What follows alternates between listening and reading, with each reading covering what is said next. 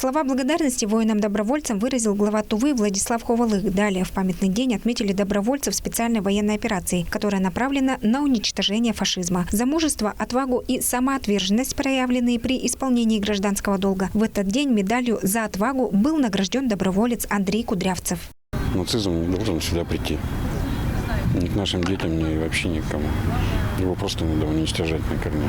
Медаль Министерства обороны Российской Федерации «5 лет на военной службе» вручили молодому добровольцу Батыйхану Арсарыгу. Эта медаль не только моя, она принадлежит всем моим сослуживцам, моим землякам, которые борются против фашизма. Также в памятный день отметили учеников и студентов, проявившим смелость при спасении людей на воде. Благодарственные письма от главы республики Владислава Ховалыга получили Дангара Кужгет, Байкара Хомушку, Эдиский Кандан, Тамерлан Оржак, Демир Оржак и Денис Оржак.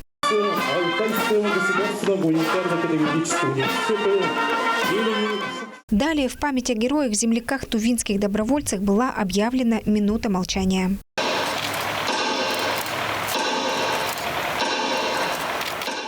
В 2016 году при поддержке народа и его пожертвований в республике была увековечена память офицеров, сержантов и рядовых добровольческого эскадрона Тувинской Народной Республики, павших в борьбе с немецко-фашистскими захватчиками. К памятнику, представляющему собирательный образ солдата-кавалериста, ежегодно возлагают цветы. Никто не забыт, ничто не забыто. Алдын Газбуян, Айдын Кулар, Азамат Очур, Тува 24.